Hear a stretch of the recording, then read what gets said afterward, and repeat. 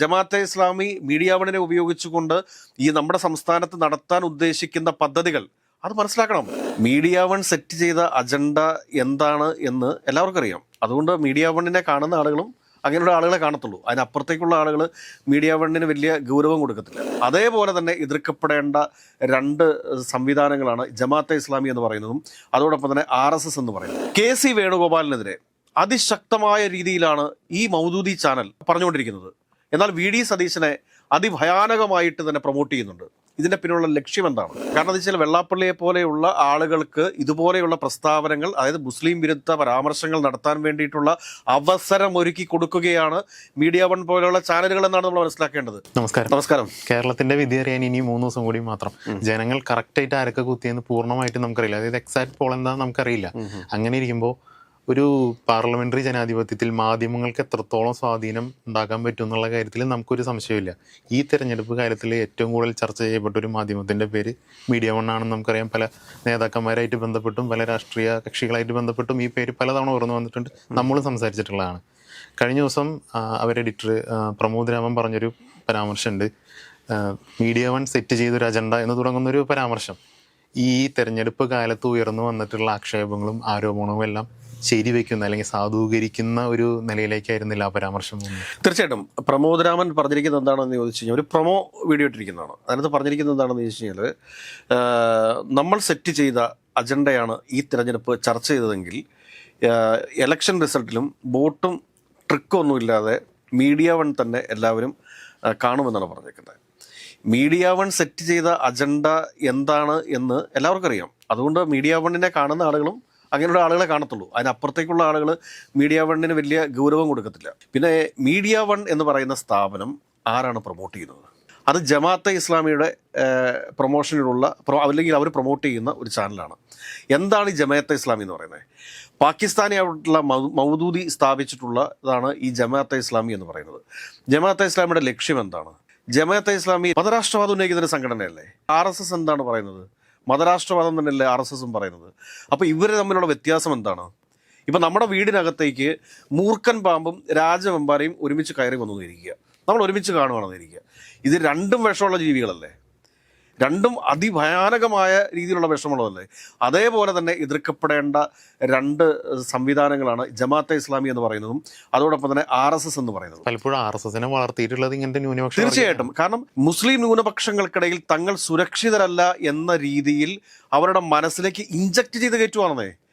ഇന്ത്യയിൽ അല്ലെങ്കിൽ കേരളത്തിൽ മുസ്ലിം കമ്മ്യൂണിറ്റി സുരക്ഷിതരല്ല എന്ന ഒരു ബോധം അവരുടെ മനസ്സുകളിലേക്ക് ഇഞ്ചക്ട് ചെയ്ത് കയറ്റുന്നൊരു രീതിയുണ്ട്. അതുതന്നെ തെറ്റല്ലേ?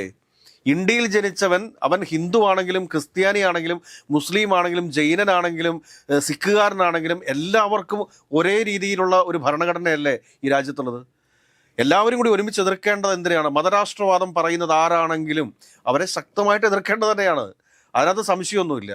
ഇപ്പം ഞാൻ പറയട്ടെ, പ്രമോദ് രാമനും അതോടൊപ്പം തന്നെ ജിമ്മി ജെയിംസും ദാവൂദും 3 പേരും കൂടെ നിന്ന് കഴിഞ്ഞാൽ മതേതരമാകുമോ? 3 പേരുകൾ ചേർന്നാൽ മതേതരമാകുമോ? ഇല്ലല്ലോ. ജമാഅത്തെ ഇസ്ലാമിയുടെ വക്താക്കളായിട്ട് നിന്നുകൊണ്ടാണ് ഈ പറഞ്ഞ 3 പേരും സംസാരിക്കുന്നത്. ഈ 3 പേരുടെയും സംസാരം കേട്ട് കഴിഞ്ഞാൽ ഈ ബാക്കി മലയാളികൾ കഴിക്കുന്നത് അരിയാഹാരമല്ല എന്ന് തോന്നിച്ചു പോകും.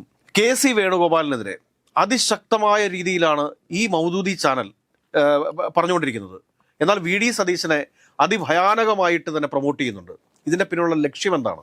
VD സതീശൻ പരസ്യമായിട്ട് തന്നെ ജമാഅത്തെ ഇസ്ലാമിയുടെ പിന്തുണ സ്വീകരിച്ചിട്ടുണ്ട്. അതൊരു യാഥാർത്ഥ്യമല്ലേ? അപ്പോൾ VD സതീശന് വേണ്ടിയിട്ടല്ലേ മീഡിയ വൺ KC വേണുഗോപാലിനെ തെറി പറഞ്ഞുകൊണ്ടിരിക്കുന്നത്, അല്ലെങ്കിൽ രമേശ് ചെന്നിത്തലയെ മോശപ്പെടുത്തിക്കൊണ്ടിരിക്കുന്നത്? ഇവർ പറയുന്നതൊക്കെ ചില സ്ഥലങ്ങളിൽ കേൾക്കും. അതിനപ്പുറത്തുള്ള ആളുകൾ ഇവരെ തിരസ്കരിച്ചുകൊണ്ടിരിക്കുകയാണ്.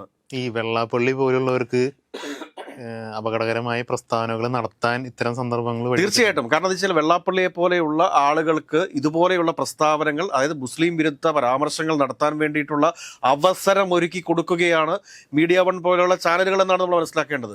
ഒരു കാര്യം നമ്മൾ മനസ്സിലാക്കുക, ഈ ഫസൽ വധക്കേസുമായി ബന്ധപ്പെട്ടിട്ട് അന്ന് NDFന്റെ നേതാവായിരുന്നുള്ള ഈ അബൂബക്കർ തലശ്ശേരിയിൽ വന്ന് പ്രസംഗിച്ചു എന്ന രീതിയിലൊക്കെയുള്ള ഒരു വലിയ, അന്ന് ഈ അബൂബക്കർ മറ്റേതോ യാത്രയിലായിരുന്നു.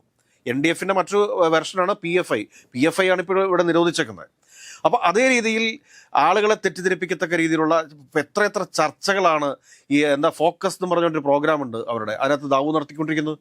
അതുകൂടാണ് TP വധക്കേസിൽ കാരായി രാജന് പങ്കുണ്ട് എന്നുള്ള രീതിയിൽ പറയുക എന്ന് പറഞ്ഞു കഴിഞ്ഞാൽ ഇതൊക്കെ എന്ത് ലോജിക്കാണ് ഉള്ളത്?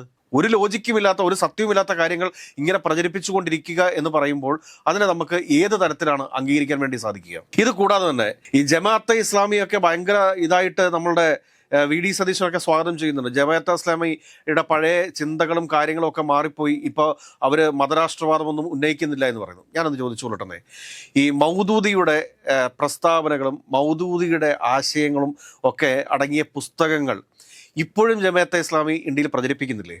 അത് നിരോധിക്കാൻ അല്ലെങ്കിൽ അത് ബഹിഷ്കരിക്കാൻ, ഈ മൗദൂദിയെ തള്ളിപ്പറയാൻ ഈ ജമാഅത്തെ ഇസ്ലാമി തയ്യാറാകുമോ?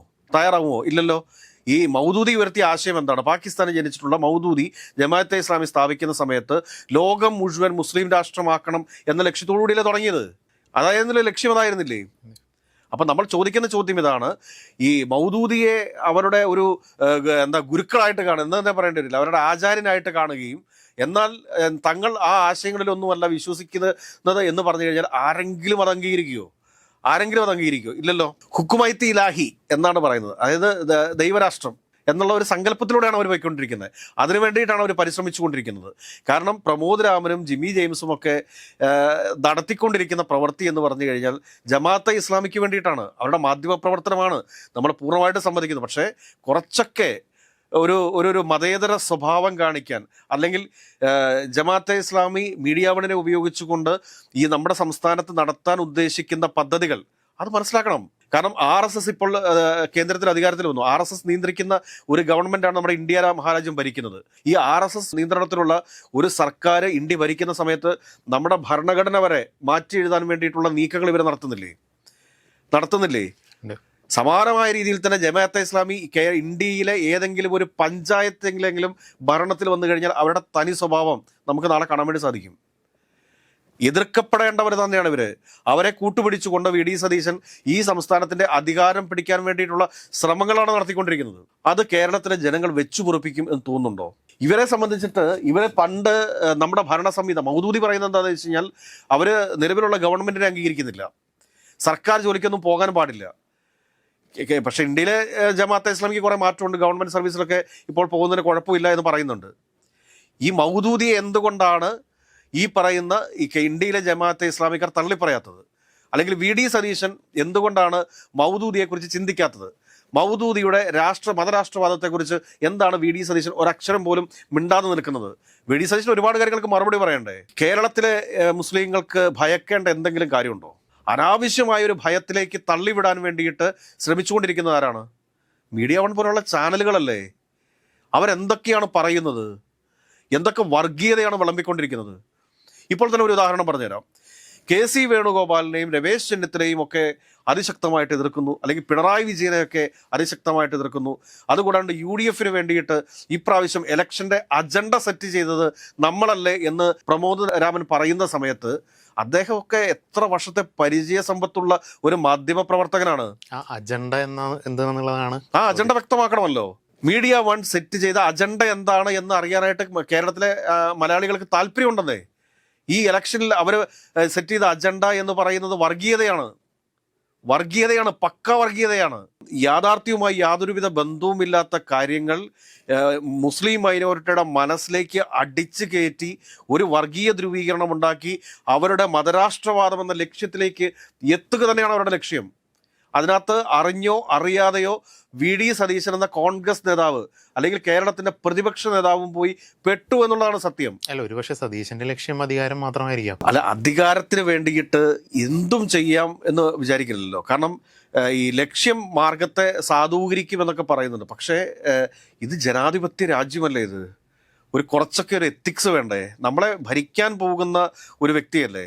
ഒരുപക്ഷെ മുഖ്യമന്ത്രിയൊന്നും ആയില്ലെങ്കിലും അല്ലെങ്കിൽ വീണ്ടും പ്രതിപക്ഷത്തിരിക്കേണ്ടി വന്നാലും ഇനി എന്തെങ്കിലുമൊക്കെ കേരളത്തിന്റെ മുഖ്യമന്ത്രിയായിട്ടോ അല്ലെങ്കിൽ പ്രതിപക്ഷ നേതാവായിട്ടോ ഒക്കെ വരേണ്ട ഒരു വ്യക്തി കൂടിയല്ലേ ഈ VD സതീശൻ.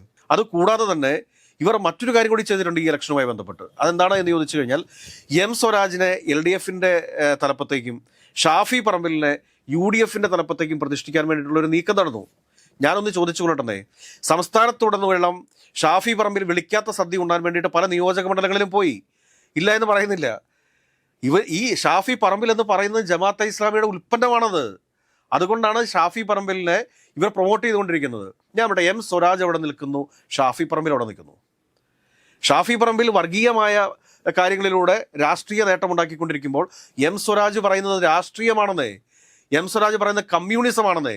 അതിനുശേഷം എം സ്വരാജിനെ പുകഴ്ത്തിക്കൊണ്ട് പറയുകയാണ് കടുകട്ടിയായിട്ടുള്ള പത്രസമ്മേളനങ്ങളിലൂടെ എം സ്വരാജ് CPM പ്രതിരോധിച്ചു, അല്ലെങ്കിൽ കോൺഗ്രസിനെ പ്രതിരോധിച്ചു എന്നൊക്കെ പറയുന്നിടത്ത് ഷാഫി പറമ്പിൽ എല്ലായിടത്തുങ്ങളിലും ഞാൻ പറഞ്ഞല്ലോ, ഈ പറഞ്ഞ മൗദൂദികളുടെ അനുയായികളുമായിട്ട് എല്ലാ നിയോജക മണ്ഡലങ്ങളിലും ഏകദേശം 70-75 നിയോജക മണ്ഡലങ്ങളിലാണ് ഷാഫി പറമ്പിൽ എത്തിയിട്ടുള്ളത്.